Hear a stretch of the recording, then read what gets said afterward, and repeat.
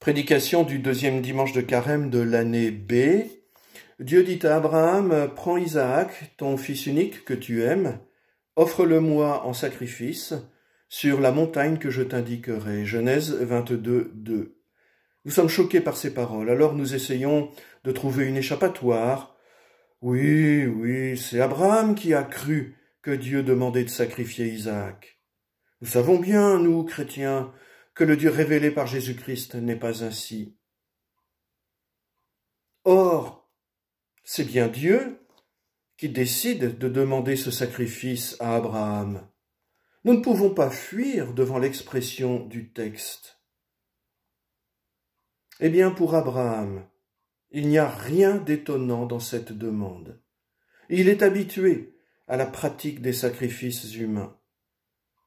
Il découvre ce qui est pour lui un nouveau Dieu, un Dieu de plus dans son panthéon. Et pour lui, Abraham, l'appel à sacrifier son fils est tout à fait dans l'ordre normal de sa religion païenne. En fait, c'est Dieu qui s'adapte à ce qu'est Abraham, lui demandant une chose qui ne le choque pas, malgré les sentiments qu'Abraham peut éprouver pour son fils, et qui lui rendent probablement l'acte difficile. Le plus surprenant pour Abraham, c'est que Dieu retienne son bras et empêche le sacrifice. Abraham a dû ressentir en lui une force comme celle dont me parlait quelqu'un quand j'étais aumônier d'hôpital. Au bord de la falaise, Père, j'ai ressenti une force qui m'a empêché de me jeter dans le vide.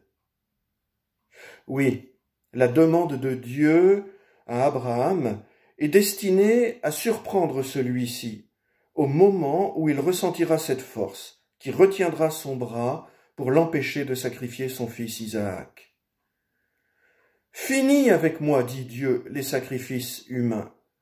Terminez les sacrifices humains, dit Dieu. En lui indiquant le bélier à sacrifier, Dieu prépare longtemps à l'avance le sacrifice de Jésus au calvaire, lui, véritable fils unique du Père, descendant d'Abraham selon la chair, a été véritablement sacrifié sur le bois de la croix. Et là, nous, chrétiens, nous avons la même démarche à accomplir que celle d'Abraham autrefois. Dans notre conception du sacrifice de Jésus, il y a pour nous quelque chose de païen à abandonner. Par exemple, Jésus mourant sur la croix pour apaiser la colère de Dieu. À cela, nous devons renoncer. Or, rappelons-nous ce que nous avons chanté si longtemps à Noël. Minuit chrétien, c'est l'heure solennelle où l'homme-dieu descendit jusqu'à nous pour effacer la tâche originelle et de son Père arrêter le courroux.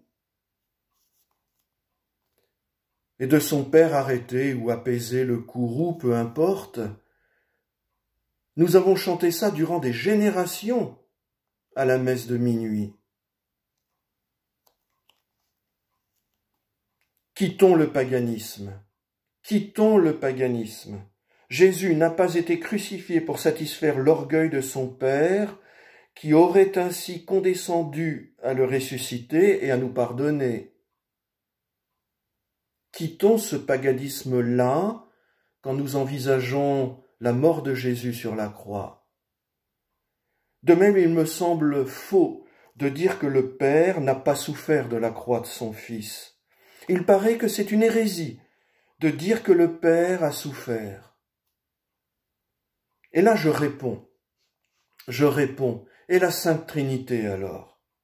N'est-ce pas la diviser que de mettre ainsi le Père insensible à distance de son Fils? Et puis, dans la vie quotidienne, un père ne souffre-t-il pas pour son fils? À propos du sacrifice de Jésus, ne revenons pas à la foi qui était celle d'Abraham avant le sacrifice d'Isaac empêché par Dieu. Bel effort de Carême que, dotés de notre foi, ce qui relève de la foi d'Abraham avant le sacrifice d'Isaac empêché par Dieu. Amen.